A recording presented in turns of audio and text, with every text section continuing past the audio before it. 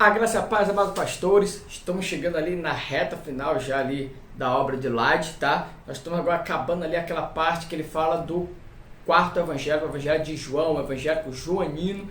Provavelmente vamos falar hoje capítulo 20 e 21, que são bem curtinhos. O que interessa para nós? Para a prova, para a aprovação. Primeiro, o capítulo trata sobre o quê? Sobre a vida cristã, beleza? E ele vai falar ali sobre como é o desempenho da fé. Para ele, a fé ele tem um papel fundamental na salvação, né? É totalmente diferente como se encontra nos sinópticos. No sinóptico, a fé não está tão atrelada ao critério salvífico, né? Entretanto, em João, diferentemente do sinóptico, como eu falei, a glória de Deus é manifestada no ministério de Jesus, né? De fato, os sinópticos relatam a história da transfiguração, quando a glória de Jesus tornou-se visível, né? Aí ele vai falar sobre isso, sobre esse princípio como é que João ele vê a glória de Deus, como é que ele interpreta, né? Diferente dos sinópticos, o evangelho de João ele tem essa característica ímpar, né? De trazer o ministério de Jesus, que é um ministério de manifestação da glória de Deus, né? Mas essa glória em forma de conhecimento, é uma propriedade inata de Deus, o conhecimento, a sabedoria, né?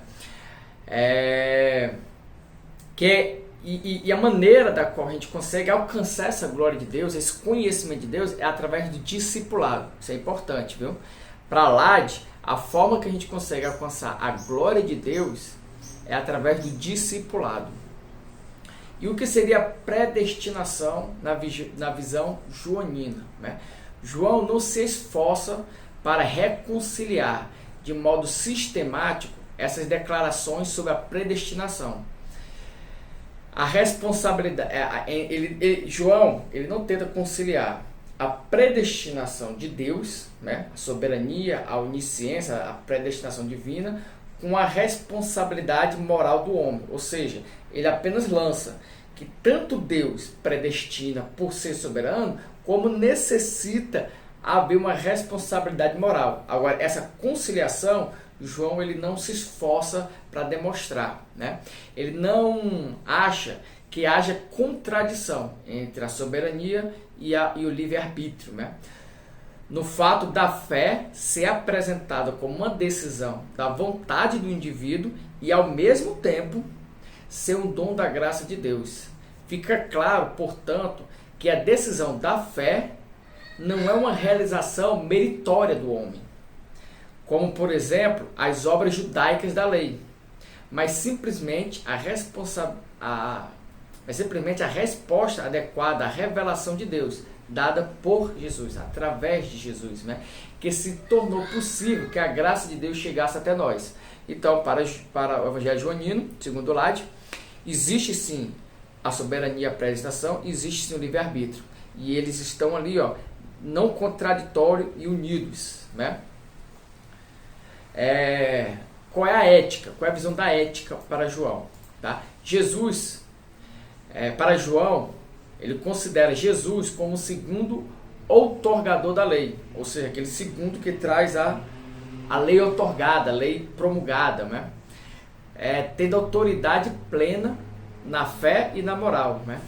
E que as palavras de Jesus constituem uma segunda lei. Então tudo que Jesus falou é uma segunda lei, uma segunda aliança, um segundo,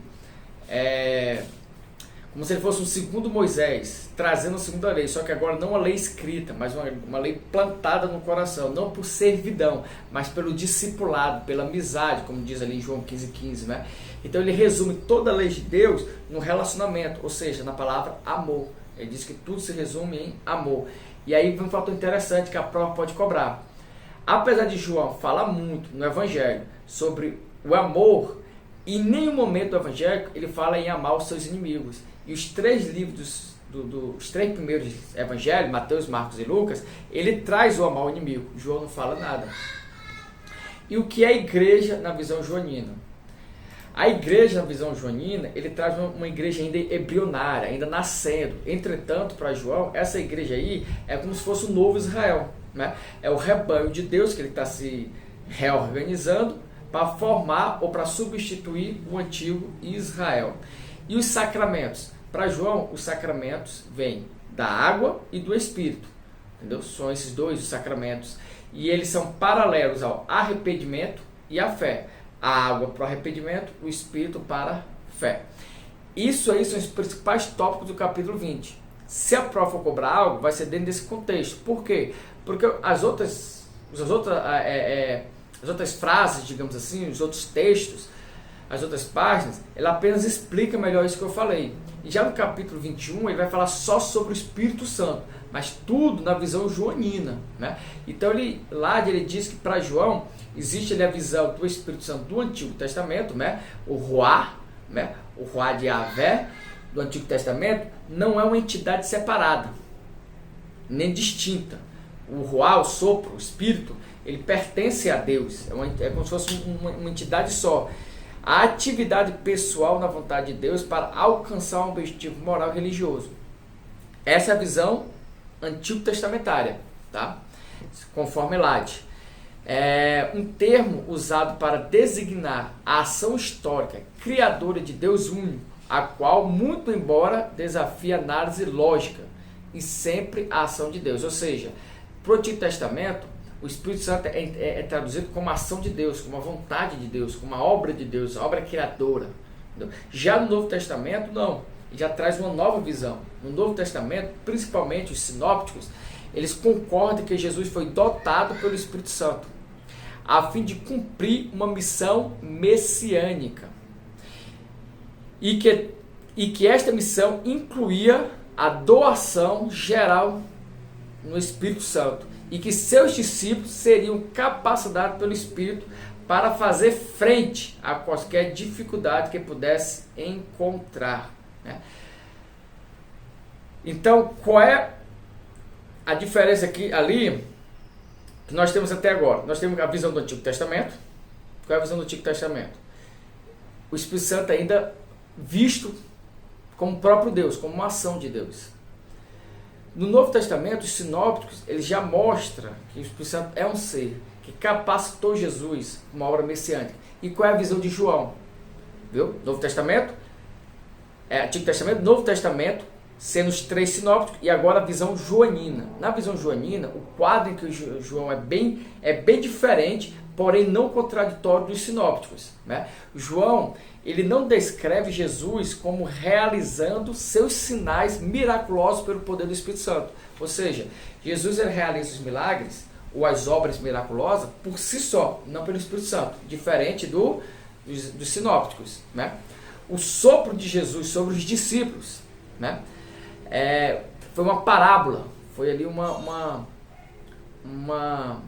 antecipação, ali uma metáfora, uma comparação do que havia de acontecer no dia de Pentecoste, que seria derramado o Espírito Santo vivo sobre as pessoas, né? O paracleto é uma palavra que traduz como advogado. Entretanto, João não usa essa palavra paracleto como fosse advogado. Pelo contrário, né? Ele traz esse paracleto aí como se fosse um consolador, e ele divide o paracleto em duas obras, melhor dizendo, em duas obras. O paracleto ele vai agir ou nos discípulos, né, na igreja, ou no mundo. Nos discípulos, através ali da igreja, ali dos discípulos, né? Lembrando que João ele já traz um conceito de ideia embrionária, através dos discípulos. A obra mais notável do Espírito Aí ele vai falar um pouco, eu anotei aqui, sobre algumas características que João mostra ali da obra do Espírito Santo no Antigo Testamento, né? Por exemplo, o símbolo que representava o Espírito Santo no Antigo Testamento era o óleo. Então, toda vez que o óleo era derramado, ela é representada ali o Espírito Santo, sendo que isso só era dado em ministério oficial, como rei, juiz, profeta, entendeu? Já a obra do Espírito Santo no Novo Testamento deveria ser uma habitação permanente dentro do povo de Deus, não uma visitação, é permanente. Então, no momento que a gente recebe o Espírito Santo, a gente recebe ele de maneira definitiva, não é uma visitação, né? Segundo Lade, o Espírito glorificará Cristo Seu ministério é chamar atenção para aqueles que ele representa, revelar aos homens as coisas de Cristo.